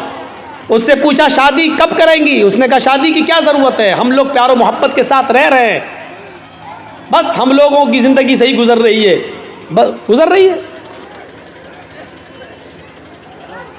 तुम्हारे बयान से मुझे कोई एतराज़ नहीं है, लेकिन तुम ये कहो कि इस्लाम इसको बुरी नज़र से नहीं देखता, हमें इस जुमले पर एतराज़ है। बस तुम नंगा नाच नाचो, नंगी होकर घूमो, मुझे कोई फर्क नहीं पड़ता मेरे ऊपर, लेकिन जब इस्लाम से जोड़ने की कोशिश करोगी, अपने इस घिनौने किरदार को, इस कैरेक्टर को जब इस्लाम से जोड़ोगी, तो हम मुदाफियत के लिए अपनी आवाज़ उठाएंगे। इसके लिए चाहे मीडिया हमें नंगा करे, चाहे जो भी करे, हम सबकी सुनेंगे, लेकिन हम इस्लाम की आवाज़ को बुलंद करेंगे और बताएंगे कि गलत क्या है। या अय्युहल्लज़ीना आमनू तक़ुल्लाह हक़्क़ तुक़ातिह, बात यहाँ से निकलती है और अल्लाह के हज़रत उमर फ़ारूक की आंखों में आंसू आ जाते हैं कि एक चरवाहे के अंदर भी अल्लाह का ये डर है, अल्लाह का ये खौफ है। दूसरे दिन आते हैं और उसके मालिक को हुक्म देते हैं कि अपने ग़ुलाम को लेकर दरबार में आओ। ग़ुलाम का मालिक अपने ग़ुलाम को लेकर दूसरे दिन उमर फ़ारूक के दरबार में जाता है। ग़ुलाम ने देखा, ये तो कल हमें जंगल में मिले थे, आज हमें डंडे मारेंगे, कोड़े मारेंगे, कल हमने इनको बकरी नहीं बेची, कल ही हमसे एक बकरी मांग रहे थे, और आज ये तो अमीरुल मोमिनीन है, ये तो अमीरुल मोमिनीन है। हज़रत उमर फ़ारूक ने मालिक से कहा कि तुम्हारा ग़ुलाम मैं ख़रीदना चाहता हूँ, बताओ कितने में बेचोगे? उसने कहा अमीरुल मोमिनीन, मेरा ग़ुलाम बड़ा नेक है, अल्लाह वाला, मैं इसको नहीं बेच सकता। हज़रत उमर फारूक ने कहा देखो इसको मुझे ज़रूरत है, मैं तुम्हें इसकी डबल कीमत दूंगा, जो लोग इसकी कीमत दे रहे हों उससे डबल कीमत मैं तुम्हें दे दूंगा, लेकिन मुझे इस ग़ुलाम की ज़रूरत है। मालिक को लालच आ गया कि जब डबल कीमत मिल रही है तो इसको दे दो, हम इतने में तो 2 ग़ुलाम ख़रीद लेंगे। डबल कीमत लेकर हज़रत उमर फारूक ने उस ग़ुलाम को ख़रीद लिया। अब उस ग़ुलाम का डर और बढ़ गया कि अब तो मैं उमर फारूक का ग़ुलाम हो गया, अब ये मुझे कल की सज़ा न दें, कहीं मारे नहीं। हज़रत उमर फारूक उनको अपने घर पे लाते हैं। ग़ुलाम बराबर डरता जा रहा है, ये वही चरवाहा है जो कल बकरी चरा रहा था, अब इसके दिल में डर पैदा होता चला जा रहा है। हज़रत उमर उसको खजूर खिलाते हैं, पानी पिलाते हैं और कहते हैं कि मैंने तुम्हें तुम्हारे मालिक से ख़रीद लिया है और अब मैं तुम्हें आज़ाद कर रहा हूँ, जाओ, तुम मेरे ग़ुलाम नहीं हो, मैंने तुम्हें आज़ाद कर दिया है। जानते हो मैंने तुम्हें क्यों आज़ाद किया है? तुम उस आदमी के ग़ुलाम थे, ग़ुलामी की ज़िंदगी गुजारते तो तुम अल्लाह की इबादत नहीं कर सकते थे, तुम्हें फ़र्ज़ नमाज पढ़ने का मौका मिलता, फिर ग़ुलाम की तुम बात मानते इसलिए तुम्हें इबादत करने का मौका नहीं मिलता। अब तुम्हें इबादत का मौका ही मौका है। कल तुमने ये कहा था कि अल्लाह रब्बुल आलमीन को क़यामत के दिन में क्या जवाब दूंगा, इस जुमले की वजह से आज तुम्हें आज़ादी मिल गई है, इस कलमे ने तुम्हें आज़ादी दी है। अगर इसी तरीके से अल्लाह से डरते रहे तो इंशाअल्लाह क़यामत के दिन अल्लाह ताला तुम्हें जहन्नम से भी आज़ादी दिला देगा। अगर इसी तरीके की तुम्हारी ज़िंदगी गुजरती रही तो तक़वे वालों को इनाम मिल जाता था, जो अल्लाह से डरते थे उसको अमीरुल मोमिनीन इनाम देते थे। मेरे भाइयों, आज हमने किसी अल्लाह से डरने वाले को इनाम दिया? किसी नेक व मुत्तकी आदमी को देखा तो कभी हिम्मत पड़ी कि हम उसको कुछ मदद कर दें? कभी हमारी हिम्मत नहीं पड़ती कि हम इसकी कुछ मदद करें। क्यों? मदद करने की हिम्मत नहीं पड़ती।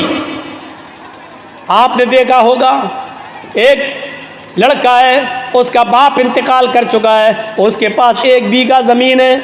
अब देखिए मैं आपको कहाँ ले जा रहा हूँ। उसके पास 1 बीघा ज़मीन है, 1 बीघा ज़मीन है, लेकिन अचानक उसकी माँ को कैंसर होता है, बाप उसका इंतकाल कर चुका है, उसके पास बस 1 ही बीघा ज़मीन है, उसकी माँ का इलाज होना है, इलाज के लिए उसको अपनी ज़मीन बेचना पड़ रही है। उस ज़मीन की कीमत 2 लाख है।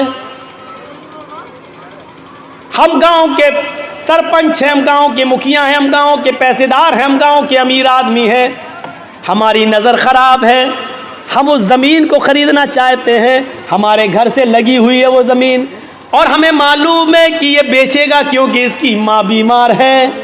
ऐसा है कि नहीं? आजकल ऐसा है ना। 2 लाख की ज़मीन, हमें मालूम है उसकी कीमत 2 लाख की है, लेकिन अब हमें मालूम है कि उसका बाप नहीं है, माँ बीमार है, वो इलाज कराएगा और इलाज के लिए उसको ज़मीन बेचना पड़ेगी। लेकिन अब तो वो ज़मीन कम दामों में भी बेचेगा। अब हमें उम्मीद है कि 1.5 लाख में मिल जाए। वो आदमी आता कहता कि भाई आपके घर से लगी हुई है, मेरी ज़मीन है, मैं इसको बेचना चाहता हूँ। आपने कहा नहीं आया, मुझे ज़रूरत नहीं है साहब, मेरी माँ की तबीयत ख़राब है, मैं उसके इलाज के लिए टाटा हॉस्पिटल जाऊँगा, बम्बई, मैं पटना में जा रहा हूँ, मैं इसका इलाज कराना चाहता हूँ, मेरी ज़मीन की कीमत 2 लाख रुपए, तुम ले लो। ये आदमी कहता है नहीं साहब, मुझे ज़रूरत ही नहीं है, और अगर तुम्हें दे रही है तो 1.5 लाख की दे दो, 1 लाख की दे दो। अभी तो ज़मीन की कोई कीमत ही नहीं, लॉकडाउन के बाद ज़मीन की कीमत बढ़ी कहाँ रही है, हालात ऐसे ही हैं, मजबूर आदमी है बेचारा। उसने कहा ठीक है, लाओ 2 लाख का माल है, 1.5 लाख दे दो। आपने 1.5 लाख रुपए उसको दे दिए और ज़मीन ले ली। अल्लाह की कसम, 2 लाख की ज़मीन उसकी मर्जी के बावजूद जो 1.5 लाख की ली है, इस 1.5 लाख के लेने के बावजूद उसने चाहे जैसे दी हो, उसकी रजामंदी के बावजूद आपने जो 1.5 लाख में खरीदी है, आप इसके बावजूद भी डकैत कहलाएंगे, आप बेईमान कहलाएंगे, आप यतीम का हक मारने वाला कहलाएंगे, आप मजबूर की मजबूरी का फ़ायदा उठाने वाले कहलाएंगे। अल्लाह के यहाँ समाज में तो ये होगा नहीं साहब, वो 1.5 लाख में तैयार था, उसने दे दी, इसने ले ली, वो तो तैयार था। काजी शुरैह एक घोड़ा खरीदना चाहते थे, बाजार में जाते हैं, घोड़ा देखते हैं, पूछते हैं घोड़े वाले ये घोड़ा कितने का है? उसने कहा 400 दिरहम का। काजी शुरैह ने कहा क्या मैं इसको ज़रा चला कर देख लूँ? उन्होंने कहा देख लो। काजी शुरैह उस घोड़े पर बैठते हैं और जाते हैं, थोड़ी दूर चल के वापस आते हैं और कहते हैं घोड़े वाले सच बता कि तू किस मजबूरी में घोड़ा बेच रहा है? उसने कहा मुझे कोई मजबूरी नहीं है। कहा कि फिर तू इतना अच्छा घोड़ा 400 दिरहम में क्यों बेच रहा है? तेरा घोड़ा चलाकर मैंने देखा तेरा घोड़ा 400 नहीं बल्कि 500 दिरहम के लायक है। उसने कहा काजी साहब आप काजी हैं, हज़रत अली ने आपको जज बनाया है, मेरे कीमत 400 मांगी है, अगर आपको 500 दिरहम का लगता है तो 500 दे दीजिए, वरना मेरी तरफ से खुशी से 400 हैं, अगर आप 500 देना चाहें तो मुझे क्या एतराज़ होगा? काजी शुरैह कहते रुकिए एक मरतबा और चला कर देखता हूँ। उस घोड़े को उन्होंने दोबारा चलाया और आकर कहते हैं आए अल्लाह के बंदे सच सच बता तुझे क्या मजबूरी है? उसने कहा मुझे कोई मजबूरी नहीं है। उसने कहा मुझे कोई मजबूरी नहीं है। कहा फिर तू इतना अच्छा घोड़ा 500 दिरहम में क्यों दे रहा है? उसने कहा 500 में नहीं 400 में दे रहा हूँ, आप 500 देना चाहें तो ठीक है। कहा नहीं ये 500 से भी ऊपर बल्कि 600 दिरहम का घोड़ा है तेरा। उसने कहा काजी साहब मुझे शर्मिंदा मत कीजिए, मेरी तरफ से 400 है, आप मज़ीद अगर और देना चाहें तो मेरे कुछ काम आ जाएगा, वरना मेरी तरफ से कीमत 400 है। काजी शुरैह कहते हैं रुक जाओ एक मरतबा और देखता हूँ। एक मरतबा और चक्कर लगाते हैं और आकर कहते हैं मेरा दिल अंदर से कहता है कि तू किसी मजबूरी में घोड़ा बेच रहा है, तेरा घोड़ा 700 दिरहम के लायक है, तू इसको 400 में क्यों दे रहा है? उसने कहा मैं कुछ नहीं कहूँगा। काजी शुरैह कहते हैं क्या एक चक्कर और लगा लूँ?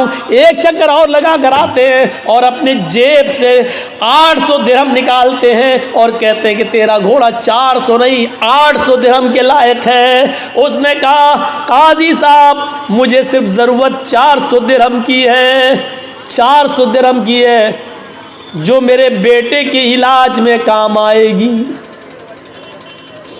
काजी शुरैह समझ गए ये मजबूरी में बेचारा बेच रहा था और काजी शुरैह ने उस घोड़े की सही कीमत लगाई और 800 दिरहम दिए। मेरे भाइयों कभी आपको ऐसा भी हुआ है कि एक आदमी जिसकी माँ बीमार है 2 लाख की ज़मीन वो बेच रहा है, कभी आपने सोचा कि चलो 2 की जगह 2.25 दे दो, चलो 2.5 दे दो, बेचारा अपनी माँ के इलाज में काम कर लेगा, हमारी ज़मीन तो 5-6 साल में और कीमत बढ़ ही जाएगी लेकिन इसका तो कम से कम माँ का इलाज हो जाएगा। कभी 2 लाख की ज़मीन को 2,25,000 में लेने की कोशिश की आपने? कभी 2.5 लाख देने की कोशिश की आपने? नहीं, 2 लाख की ज़मीन को 1.5 लाख में लेने वाले तो हज़ारों मिल जाएंगे। ये खून चूसने वाले जालिम लोग हैं और जालिमों की दास्तानें भरी पड़ी है, जालिमों की कहानियां भरी पड़ी है। मेरे भाइयों अल्लाह के यहाँ मजबूर की मजबूरी का फायदा उठाने का भी आपको हिसाब देना पड़ेगा, आप बच नहीं सकते अल्लाह के यहाँ इस अजाब से। हमने कभी तसव्वुर किया है, कभी सोचा है किसी मजबूरी का फायदा उठाते हैं? आज हम ये वाकयात हमें चीख चीख कर क्या बतला रहे हैं? कभी इन वाकयात की तरफ हमने नजर डाली है? और आओ तारीख का एक ऐसा वाकया मैं आपके सामने रखना चाहता हूं हजरत उमर फारूक की जिंदगी से कि आप ताज्जुब करेंगे। हजरत उमर फारूक का बच्चा बाहर सड़क पर खेल रहा है दूसरे बच्चों के साथ। कितना छोटा बच्चा था, 4-5 साल, और सामने ऑफिस है बैतुल माल, और बैतुल माल के ट्रेजी कौन है, खजांची कौन है? हजरत अबू मूसा अशरी रजी अल्लाह ताला अन्हु। हजरत अबू मूसा अशरी, हजरत अबू मूसा अशरी बाहर निकलते हैं बैतुल माल के ऑफिस से, देखते हैं कि कुछ बच्चे बाहर खेल रहे हैं और वो दुकान से कोई चीज़ खरीद कर खा रहे हैं, लेकिन उमर फारूक का बच्चा कुछ नहीं खा रहा है।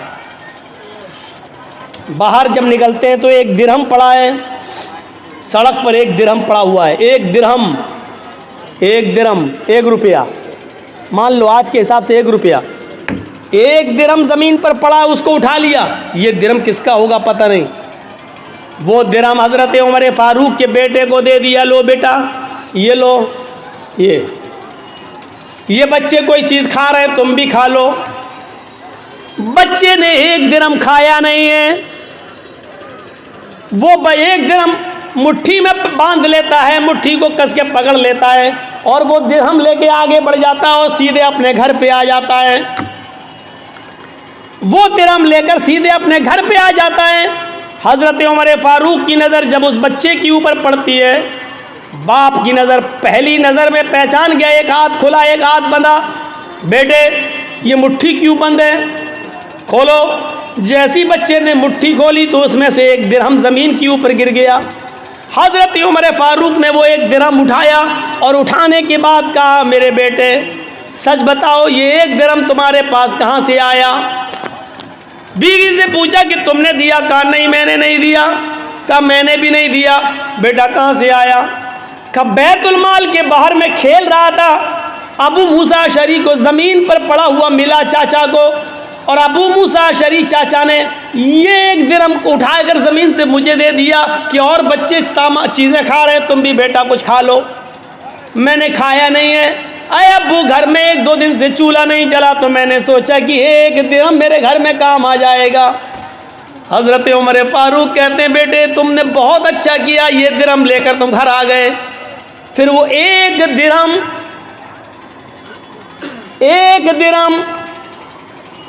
10-20 बीघे ज़मीन पर नाजायज कब्जा करने वालों, भू माफिया बनने वालों, गुंडागर्दी करने वालों, इस वाक़े की रोशनी में अपने आप को तलाश करो कि हम कौन हैं। अबू मूसा अशरी के पास 1 दिरहम लेकर हज़रत उमर आते हैं और वो 1 दिरहम रुपया, 1 दिरहम जो लोहे का सिक्का था, इस सिक्के को उठाकर हज़रत अबू मूसा अशरी के सर पे मारते हैं। वो तो अच्छा हुआ कि उनके सर पे पगड़ी बंधी हुई थी, वरना सर फट जाता। वो 1 दिरहम उनके सर पे मारते हैं, पगड़ी पे लगता है, लेकिन इतनी ज़ोर से मारा था कि पगड़ी के ऊपर से भी वो 2 दिरहम का असर उनके सर में होता है, यानी उनको उसकी हल्की सी चोट का असर सर के अंदर महसूस होता है। हज़रत अबू मूसा ने कहा क्या हुआ अमीरुल मोमिनीन। हज़रत उमर ने क्या जुमला कहा, उस जुमले पर गौर करो। कहा अबू मूसा, क्या जहन्नम में दाखिल करने के लिए, जहन्नम रसीद करने के लिए, जहन्नम में पहुंचाने के लिए तेरी नज़र उमर के ख़ानदान पर और उमर के घर पर ही पड़ी थी, कोई और तेरी नज़र में नहीं आया, तेरी नज़र में कोई और नहीं जमा। क्या जहन्नम पहुंचाने के लिए तेरी नज़र उमर के घर पर ही पड़ी थी। 1 दिरहम, और 1 दिरहम के बारे में क्या कह रहे हैं, क्या जहन्नम भेजने के लिए तेरी नज़र मेरे ही घर पे पड़ी थी, कोई और नहीं मिला पूरे अरब के अंदर तुझे। कहा क्या हुआ। ये 1 दिरहम का ज़मीन पर पड़ा था, सारे बच्चे खा रहे थे, आपका बच्चा मुंह तक रहा था, मैंने 1 दिरहम आपके बच्चे को दे दिया, वो कुछ खा ले। कहा 1 दिरहम जब मिल गया था तो तुमने फरमान नहीं सुना, उस 1 दिरहम को बैतुल माल में जमा कर देते, ये तमाम मुसलमानों की अमानत है। अगर कोई पूछता, दावा करता तो उसको दे दिया जाता, नहीं तो बैतुल माल में जमा कर दिया जाता। तुमने मेरे बेटे को क्यों दिया। आए अबू मूसा, आज तुमने ऐसा कर दिया, अगर आइंदा तुमने कभी ऐसा किया तो नौकरी से भी निकाल दूंगा, बैतुल माल के चौधराहट से मैं तुम्हें बेदखल कर दूंगा और सजा दूंगा तो अलग। क्या समझ रखा है तुमने। क्या हम इस वाक़े की रोशनी में कैसे लगते हैं। हमने तो कितने नाजायज़ लोगों को दबाया होगा और कितनों की बेईमानी की होगी, ज़मीन जायदाद ये वो सब। एक वाक़े की तरफ और आइए और उससे आप अंदाज़ा लगा सकते हैं। उमर इब्न अब्दुल अज़ीज़ का दौर है, उमर इब्न अब्दुल अज़ीज़ का दौर है और सुबह ईद होने वाली है। चांद हो चुका है, चांद हो चुका है, सुबह ईद होने वाली है। उमर इब्न अब्दुल अज़ीज़ की बीवी कहती है देखो आपके पास भी कपड़े नहीं है पहनने को, मेरे पास भी नहीं है, हम और आप तो पुराने कपड़े पहन लेंगे, लेकिन बच्चा नए कपड़े की जिद कर रहा, बच्चे के लिए तो नया कपड़ा होना चाहिए। पड़ोस के बच्चे नए कपड़ा पहनेंगे और अमीरुल मोमिनीन का बेटा पुराने कपड़े। कहा मेरी बीवी बैतुल माल से मुझे इतनी तनख्वाह नहीं मिलती कि मैं उससे अपने बच्चे को नया कपड़ा पहना सकूं। बीवी ने कहा अमीरुल मोमिनीन ने 1 महीने की तनख्वाह एडवांस ले लीजिए, अगले महीने मत लीजिएगा। कहा बीवी मशवरा अच्छा दे रही हो, होता है कभी कभी लोग किसी के यहाँ काम करते हैं, साहब मेरी बीवी बीमार है, 1 महीने की एडवांस तनख्वाह दे दो, हम धीरे धीरे कटा देंगे, कोई बुरी बात नहीं है अगर मालिक राज़ी हो जाए तो। अबू मूसा उमर इब्न अब्दुल अजीज़ ने एक लेटर लिखा और अपने खादिम से कहा, जाओ बैतुल माल के कैशियर से कहना ये लेटर दे देना, वो तुम्हें 1 महीने की तनख्वाह एडवांस दे देगा। अमीरुल मोमिनीन खुश थे, उमर इब्न अब्दुल अजीज़ के 1 महीने की तनख्वाह एडवांस, और वो तो मेरा खादिम है, वो तो दे ही देगा, जब हमने ऑर्डर दे दिया, लिख के दे दिया तो वो दे देगा। जैसे ये लेटर कैशियर के हाथ में आता है, उसने पढ़ा खजांची ने, उसमें लिखा है कि कल ईद है, मेरे बच्चे के पास नए कपड़े नहीं है पहनने के लिए, लिहाजा मुझे 1 महीने की तनख्वाह एडवांस दे दो, अगले महीने मत देना, उस महीने के अंदर काट लेना। उस खजांची ने उस लेटर को पढ़ने के बाद अंदर जाकर उसी लेटर के पीछे कुछ लिख दिया और लिखने के बाद उसको लिफाफे में बंद करके क्या, जाओ इसको दे देना उमर इब्न अब्दुल अजीज़ को। कहा उन्होंने 1 महीने की तनख्वाह एडवांस मंगाई, कहा मैंने इसका जवाब दे दिया है, इसका जवाब वो पढ़ लेंगे, उसके बाद आप आना, अगर इसके बावजूद वो मंगाएंगे, तनख्वाह मांगेंगे 1 महीने की, तो मैं दे दूंगा, मैंने उसमें कुछ सवाल किया है। खादिम लिफाफा लेकर उमर इब्न अब्दुल अजीज़ के पास पहुंचता है। उमर इब्न अब्दुल अजीज़ ने कहा, क्या उसने 1000, क्या उसने 1 महीने की तनख्वाह एडवांस नहीं दी? का पता नहीं, इस लिफाफे में कुछ रख दिया है। लिफाफा खोला तो क्या देखते हैं कि मेरे ही लिफाफे, मेरे ही लेटर के पीछे कुछ और लिखा है। उसको पढ़ते हैं, उसमें लिखा हुआ है, उमर इब्न अब्दुल अजीज़ अमीरुल मोमिनीन, आपका हुक्म सराखों पर, आपको 1 महीने, 5 महीने, 6 महीने, आप जितनी कहें उतनी तनख्वाह मैं देने के लिए आज़ाद हूँ, मैं देने के लिए तैयार हूँ।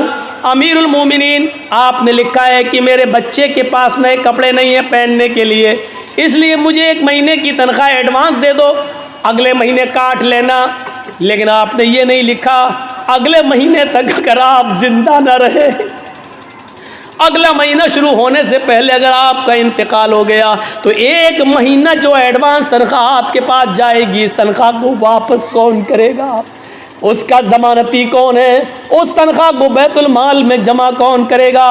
काश ये वाक़यात मोदी ने पढ़े होते, ये वाक़यात योगी ने पढ़े होते, तो उनको पता चलता कि इस्लामी हुक्मरानों की तारीख कैसी गुजरी है। ये बेचारे 10-10 और 20-20 लाख का सूट बूट पहनकर अमेरिका के प्राइम मिनिस्टर का स्वागत करने वाले लोग क्या जाने कि हुकूमतें कैसे चलाई जाती हैं। हुकूमत चलाना सीखना है तो सीखो उमर इब्न अब्दुल अजीज़ से, सीखो हज़रत उमर फारूक से, और उन्हीं से सीखी थी महात्मा गांधी जी ने।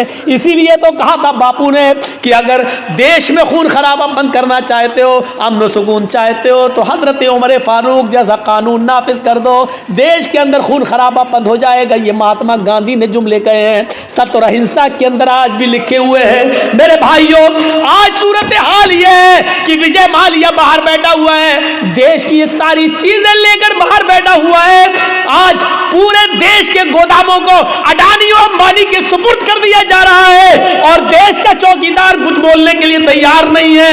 हजारों करोड़ की अफीम और गांजा और चर्स बंबई के एयरपोर्ट, बंबई के पोर्ट पर समंदर के ऊपर पकड़ी जा रही है, लेकिन मेरे भाइयों उसके मंगाने वाले को, उसके मालिक के को आज तक पूछने के लिए भी नहीं बुलाया जा रहा है। आज इस तरीके से हुकूमतें चल रही हैं।